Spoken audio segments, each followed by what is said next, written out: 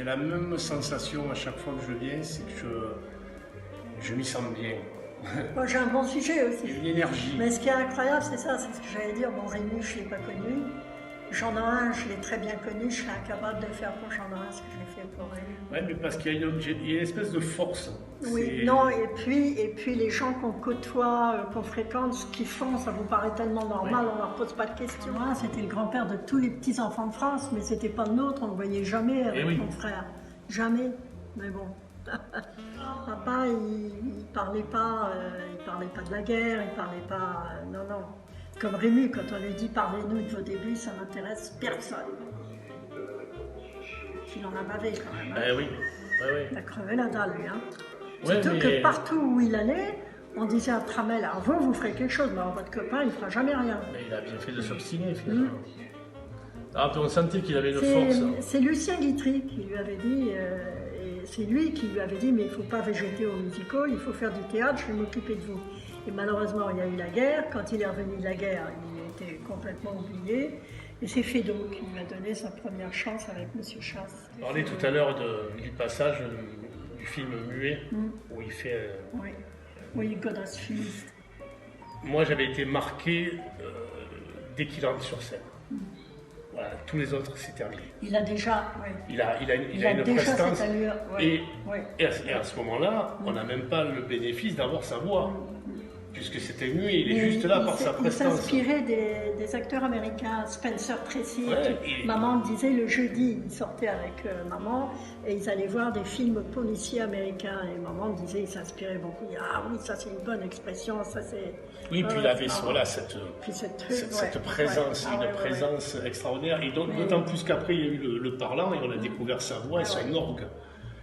Voilà, ça aussi, ça marque aussi ces personnages. Delon, j'avais rencontré, qui avait présidé les prix Rému pour la première année, très gentiment. Contrairement à ce qu'on dit, c'est un monsieur très gentil, mais bon, c'est vrai qu'il n'apprécie pas les gens qui ne le connaissent pas. Comment vas-tu? Bon, il ne prend pas bien. C'est lui qui m'avait dit, il faut que je vous raconte, quand j'étais plus jeune, j'allais souvent me promener avec mon père, et un jour, on descendait les Champs-Élysées, je vois mon père pétrifié. Regarde, c'est Rému. Et il ne l'a pas inventé, parce qu'il m'a dit, oui, il marchait très droit, les mains derrière le dos. Et il m'a dit ça m'avait marqué. Une présence énorme, la présence. C'est le charisme comme un Gabin, comme un Ventura, c'est ça, moi, qui se dégage, exactement. Mais après, quand on apprécie l'acteur et qu'on regarde son travail, parce que moi, j'apprécie de regarder un simple spectateur, mais aussi en tant que comédien, j'essaie de savoir comment il est arrivé à nous faire passer telle émotion. C'est magique ce qui se passe dans son masque et dans sa manière de se tenir. Et c'est de l'admiration tout simplement. Quoi. Et en tout cas, moi j'essaie d'être le plus fidèle possible par rapport à moi ce qui m'intéresse, c'est pas comment il jouait ses personnages, c'est comment il est pensé. Et j'essaie d'avoir... il travaillait énormément. À Paris, il avait sa salle de bain, il n'y avait que des grands miroirs dans la salle de bain. Donc il allait voir la tête qu'il avait quand il était en colère, quand il était... Voilà. Donc c'était très travaillé, on a l'impression pas du tout. C'est exactement ça. Voilà. Et il y avait un travail énorme derrière. Mais c'est marrant parce que maman me disait, alors vous partez, on va partir en vacances, je vais me reposer. Au bout d'une semaine, ma grand-mère le voyait faire un petit voyage, mais qu'est-ce que tu fais? Je repars à Paris, j'ai peur qu'on m'oublie. Et puis je pense que pour lui aussi, il fallait cette endurance. C'est ça, comme les gens, voilà. Et c'est difficile à faire comprendre. Le mec qui monte plus sur scène, ça te manque. Exactement. Mais oui, je peux le comprendre aussi, on peut le comprendre avec Christian, parce que tous les deux, quand on ne jouait pas, on avait un manque de quelque chose. Bien sûr, c'est difficile, bien sûr. Ça fait tellement de bien aussi de traverser. Je vous dis, moi, ces deux personnages, Jules et Marcel, nous ont aidés à développer une amitié de plus en plus profonde tous les deux, ce qui nous a donné l'idée de préparer Marius. Et ça nous a fait aussi comprendre des choses sur nos vies d'hommes à tous les deux, à travers les courriers, les personnages. Et voilà, pour moi, ça a été plus qu'un spectacle, comme on peut en jouer des dizaines. Nous, ça a été une aventure humaine. Et je souhaite, moi, sur Marius, avec toute l'équipe comédien et l'équipe production vivre cette même période d'aventure humaine, parce que aujourd'hui, avec l'époque qu'on vit, tout ce qui se passe dans le monde, la Covid, machin, on a besoin aussi de retrouver humainement des gens autrement qu'à travers un écran. Et c'est pour ça qu'avec Christian, tout ce travail qu'on fait aussi par rapport aux jeunes, aux enfants, on a fait une résidence Open Mirabeau, les gamins étaient émerveillés puisqu'ils ont joué dans notre décor, ils ont joué avec nous. Et pour eux, moi, j'aurais aimé qu'enfant, j'aurais aimé connaître ce moment-là.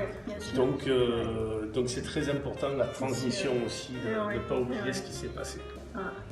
Alors c'est une date un peu particulière aujourd'hui car nous sommes le 9 mars 2022 et donc ça fait 93 ans jour pour jour qu'il y a eu la création, la première représentation de Marius au Théâtre de Paris le 9 mars 1929. Alors je voulais aussi qu'on puisse dire un petit mot de ses talents de metteur en scène, car c'est un peu l'axe qu'on a pris dans notre Marius, c'est que c'était lui qui avait fait donc la mise en scène à l'époque, qui avait réglé.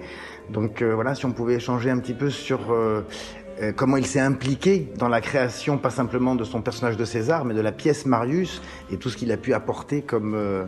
Je pense qu'au départ, moi, quand Marcel lui propose, c'est la première scène de Julien Marcel, il lui propose le script et qu'il lui propose le rôle de Panis, il n'a pas encore vu le potentiel de la pièce.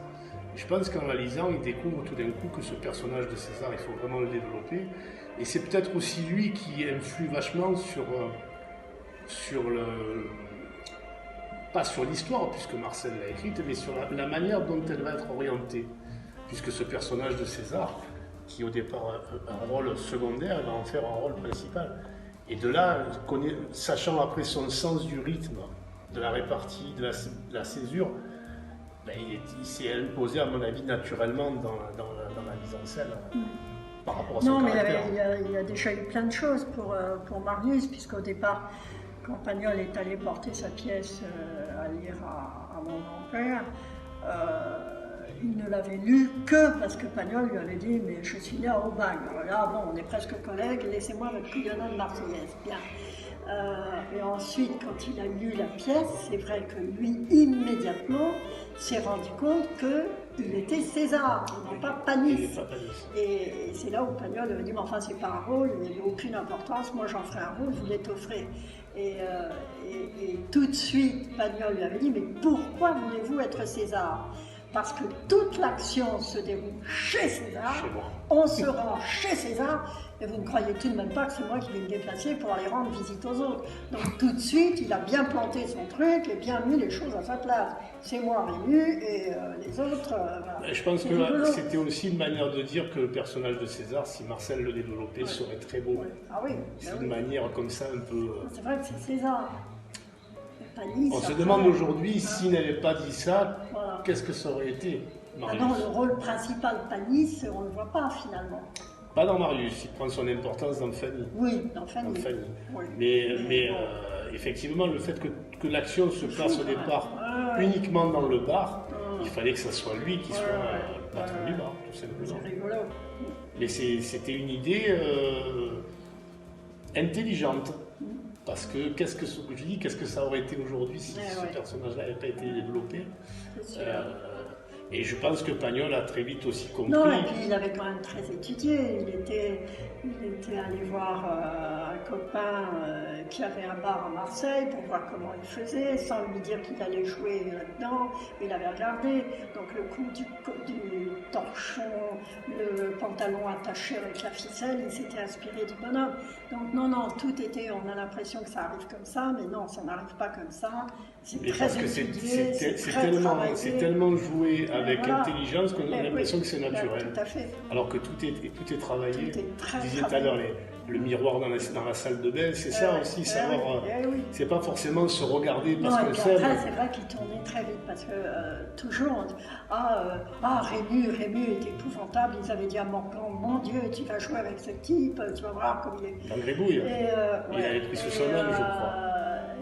Il avait. disait au réalisateur, tout de suite dit, petite. C'est pas vrai.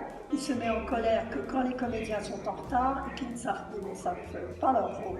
Et il dit, avec moi, il a été d'une gentillesse parce que Allégri disait, mais enfin, comment, vous ne savez pas faire ça? Et il disait, mais enfin, comment voulez-vous qu'elle sache le faire? Elle l'a jamais fait. Et il m'expliquait tout. Et dans chaque interview, elle disait, je lui en suis reconnaissante à vie. Oui, parce que j'avais lu ça, qu'il avait pris un peu sous son aile, Michel Morgan, en disant, laisse-la tranquille, cette petite, laisse-la prendre confiance. Et oui, parce qu'il sentait un peu qu'il fallait la protéger. C'est ça. Et bien, il est vachement humain aussi dans tous les rôles qu'il a joués, c'est cette humanité qui transpire. La fille du puisatier, la femme du boulanger. Puis voilà, c'est...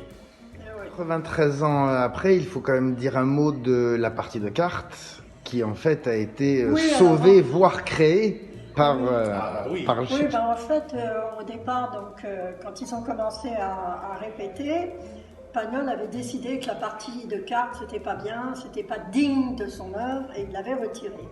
Et en cachette, mon grand-père l'avait fait répéter, et le soir de la générale, Pagnol a redécouvert sa pièce avec la partie de cartes. Et c'est d'ailleurs là qu'il est allé dans sa loge, qu'il a pris son crayon à maquillage et qu'il lui a écrit « Monsieur Rému est un génie, signé Pagnol 1930 ».